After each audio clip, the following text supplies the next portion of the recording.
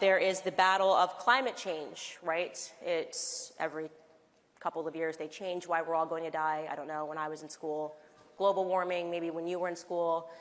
It was global cooling. There was the ozone layer catastrophe. They told people acid rain if you're from the 70s. You know, they keep telling us we're all going to die every 10 years. We get it, right?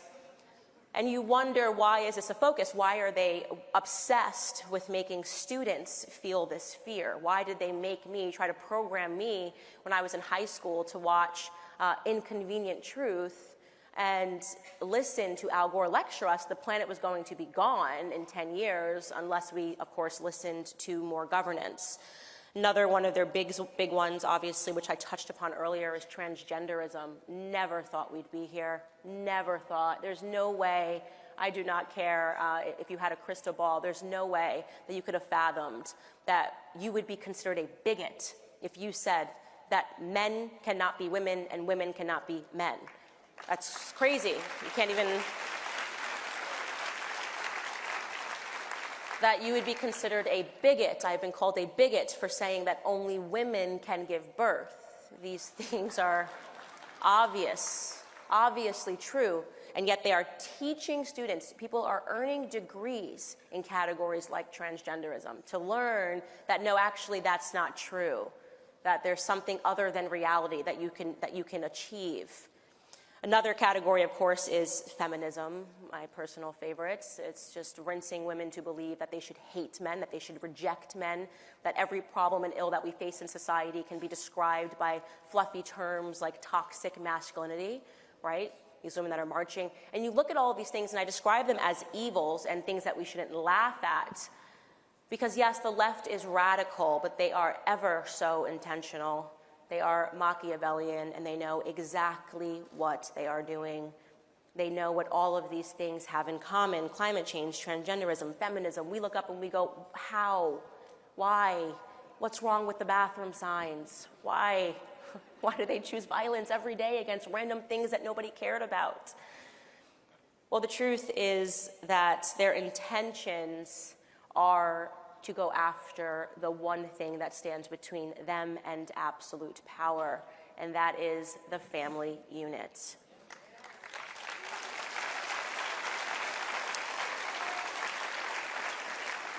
And so we revisit those topics, and I want you to remember this because it's so important. You will see it everywhere, an attack on the family unit. You revisit those categories and the things that they are raising up children to believe, and you see how it destroys families. Climate change, of course, what they tell children first and foremost is that it would be irresponsible to have big families. It would be irresponsible to have children.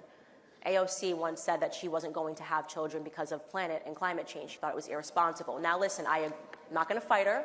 I'm not going to fight her on that one. But think about that. Think about the fact that Prince Harry and Meghan Markle were awarded with an award, a climate change award, for agreeing to only have 2 children because it's better for the planet. It's so evil, it's so sociopathic, but this is what they are awarding people for. You revisit transgenderism, and what better way to annihilate families than to annihilate bodies? You won't be able to produce families. You have men that are mutilating their bodies so that they can't reproduce. You are having women that are mutilating their bodies so that they cannot reproduce. You are having people that are confused, people that are taking so much medication after they realize, of course, that mutilating your own body does not change your sex. It does not do that. It's just you mutilating your own body. These people become enslaved by Big Pharma. They take pills to try to make themselves happy, to deal with their own depression, but of course that is an attack ultimately on the family. And then you look at feminism and you look at how radical it's become and the hatred towards men, and you see the way that women speak of men, absolutely no respect the modern feminist has for man. And you see them confusing gender roles again, telling women that they need to be just like men. We need to go out in society. We need to climb the corporate ladder. Don't worry about your kids. The government will raise them. That's why we have the Department of Education, which, by the way, should be abolished.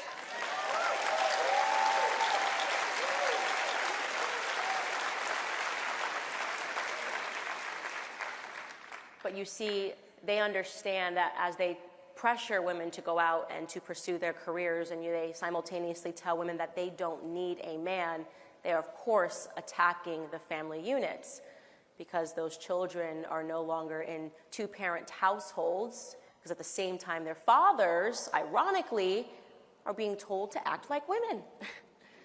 Be more sensitive, cry more, get into your feelings, right? You can be just like a woman. You can literally be a woman, right? You're telling men that any demonstration of masculinity is wrong and backwards. You're producing a society where they want men to be like dogs with their tails in between their legs.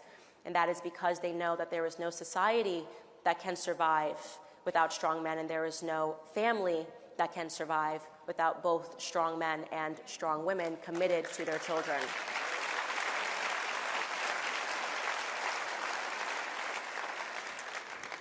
Family is what it's all about, and I think that has been my biggest understanding over these last 5 years, that it is the most important topic.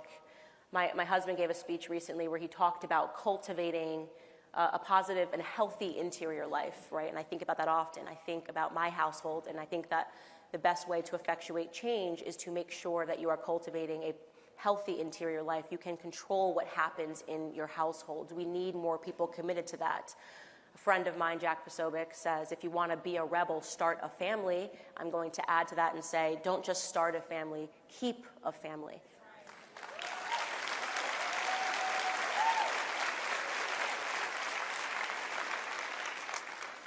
The interior life, your family, is of the utmost importance, but closely following that, of course, is the exterior life. And here's what I will say, and I say this from the bottom of my heart, and I mean this well.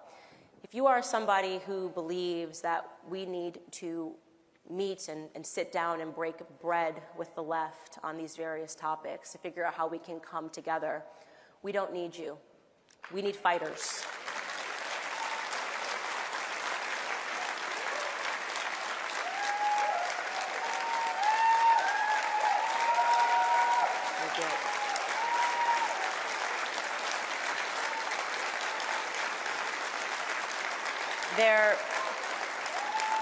There is no middle ground on transgenderism. There is no middle ground on child grooming. There is no middle ground on coming up with fluffy terms for pedophilia.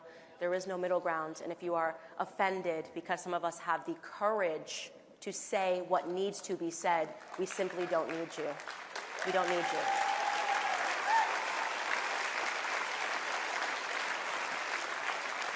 Ladies and gentlemen, I think I have made a career of fighting like hell. My promise to you always upon this stage and out in the world is that I will never stop fighting like hell, especially when it comes to family. Thank you so much. God bless you all.